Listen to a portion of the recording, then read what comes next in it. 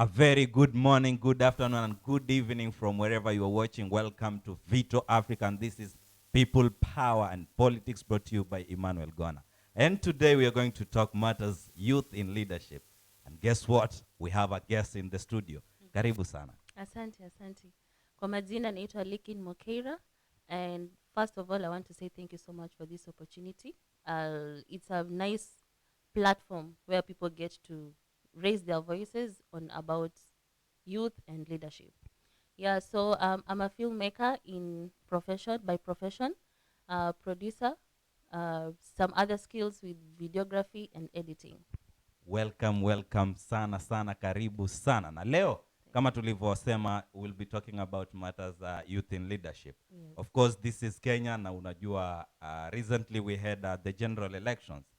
So utakuwa tu unatueleza vile ambavyo uliona kuanzia kipindi cha siasa hadi watu wakapiga kura na hata kufikia saa hii. Je, umeona vijana wamejihusisha vipi katika uongozi wote kwa jumla, kuanzia ngazi ya uraisi hadi kule chini MCS? Asante. Kitu cha kwanza nataka kuwapongeza sana the youth for pushing yourself and going towards that ladder. They say that kazi kwa vijana, wanasema kazi kwa vijana kazi kwa vijana malipo kwa wazee. Kazi kwa vijana malipo kwa wazee, but it's kazi kwa vijana pia vijana walipwe na pia wapate kazi huko nje. Yeah, so big up for wale wa vijana ambao walivai, they got even the top seats pale parliament, even as young as 24-year-old. You remember that lady? Sure. Yeah. Lynette. Yeah. Big up. You represent us very well. Yeah, so I think the youth have really gotten these confidence and the self-esteem to go and vie for such positions. Yeah, and they have, let's say they have been woke. They know what they want, and because kizazi cha sahi ndio future ya kesho. Zamani walikuwa wakisema vijana ndio viongozi wa kesho. Je, bado unakumbuka kwamba ama unakubaliana nao kwamba vijana ndio viongozi wa kesho ama vijana ni viongozi wa leo? I like what you've done. Yeah, vijana ni viongozi wa sahi tena wa kesho, because whatever the youth is going to do right now, the young children who are coming, they're seeing whatever is happening and they're going to take this trend. So us as youth, it is ni jukumu letu tufanye hicho ambacho tunastahili kufanya kwa make sure that everybody and the youth gets a voice in the parliament, or let's say worldwide. Okay, so again, why do you think wale wenye walikuwa wanatafuta urais walitaka kujiweka wao kama vijana? Because you see, in most cases unapata mtu anatafuta urais ni mzee. Because we are looking at the youth bracket between 18 and 35, right? Lakini sasa in this case somebody is above 40s, but amejiita kijana. Why do you think they actually love branding themselves as youth wakati wanajiingiza katika vinyang'anyiro vile? Okay, I think youth, we have voice in this country. We have voice, and most of the people who voted were the youth. Yeah, so wakisema hao ni vijana, and then people will be like, the youth will be like, ni kijana. So they want to use, it's like that name just to market themselves. And 40 wasi kijana. Sema tuambiane tu kweli. Yeah. Now when we talk of power, that is what it means. That these people normally use that bracket ndio wapate ile power. So what do you think power is? You can always give us your comments pale kwa comment section, and we'll get to the comments tusome na tuweze kujadiliana zaidi kuhusiana na hiyo.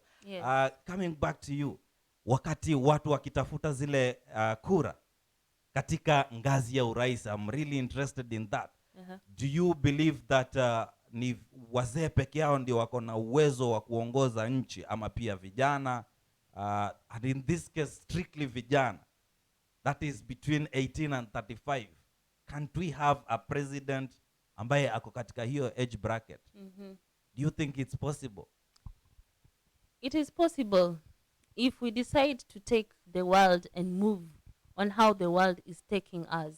It is very possible, but there is notion and culture that the older you are, the more experienced you really are. Umepitia magumu, and if you have a family, that is the most basic thing that they look at. If you have a family, wanaona huyu ako na familia, okay, analindaje familia yake iko aje?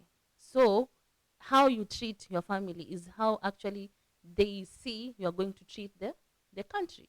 So that is the notion. If you don't have a family, ama maybe hujafika kiwango fulani, huwezi pata hii cheo ya kukuwa president because iko na majukumu mingi. But me, I can say that it's high time we give the youth that space of becoming a president. It is not brain surgery. I mean, vijana wako na nguvu, wako na maarifa zaidi and knowledge. Sisemi wazee hawana, but kunayo that this tunaenda na mtindo wa sasa, wa kisasa, Yeah, kuna hizi skills ambazo wamepata hapa, kuna skills zingine ziko huku, and then wakiunganisha nayo na hiyo ujana, tunapeleka country vizuri. Asante sana. So the ability iko, uwezo uko. Of course, we talk of numbers, and in Kenya at least around 75% ni vijana. So that simply means if we can come together, tunaweza chukua hii kiti. Mara hiyo. Now, kitu ingine ambao I'm certainly sure that vijana pengine wamekuwa wakiangalia hii kiti ya urais na wakaona pengine kuna challenge ya kuichukua, ni zile vikwazo vingi ambavyo ziko pale. For example, wakati mtu akitafuta urais kuna pesa ambayo unatakiwa ulipe.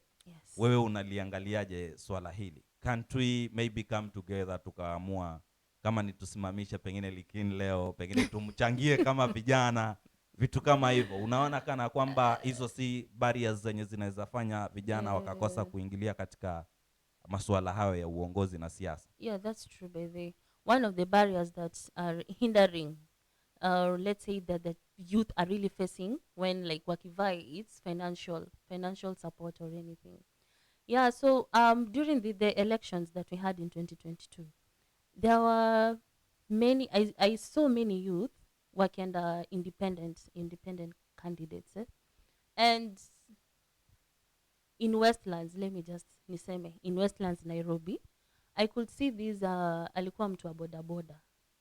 He was marketing himself. Alikuwa amejiprintia pale, ameka kama box na carton, and then during the anazunguka the whole, like let's say the whole of Westlands, akijiadvertise na yeye ni kijana, and he was going as an independent candidate. So I can say if he had more financial support, he could have literally let's say hired a roadshow, somebody, or marketing people, aweze kupeana flyers kwa watu, ajulikane ya kwamba kuna mtu kama huyu anavai for this type of seats. And nojo ukipata during this type of elections, the vying seats, kuna vijana na kuna wazee, si ndio? And these hawa wazee wako na pesa. Yeah, wako na pesa, and they can literally get anybody to do the work here hapa, and then vijana late 20s, early 30s, kuna changamoto mingi ambazo tunapitia. So one is financial, and number two is how the society portrays vijana but it's high time to tuachane na hii notion ya vijana tuna waste time tu, kazi yetu tu ni ku relax or maybe kuwa na starehe hapa na pale. No, it is time we change the notion, the society to change the notion on how we view the youth, because tuko na maono, and that support, that confidence and encouragement from the society really matters to keep the youth hii mkono from the society, and then financial support. Tuungane, niambie kama the youth who are vying, who are going like us for independent candidates. At least hata kama ataanguka atajua kwamba kuna watu walikuwa walinipea support. That is the most important thing, financial and support from the society. I think I will agree with you because again that is the challenge that the women have been facing huku nje. Unapata most of the times tunaambiwa kwamba mwanamke hawezi kuwa kiongozi katika jamii, especially kama kuna wanaume. So I think those are some of the barriers ambazo tunatakiwa tuende against hizo. Because tuko miaka mingine na ni lazima si lazima lakini ni ombi kwamba jamii mzima ikaweze kutupatia support kama vijana, na ikaone vile ile impact ambayo tunaweza leta kwa community. I believe that young people pia wako na uwezo sawia wa kuleta maendeleo mazuri katika jamii mzima.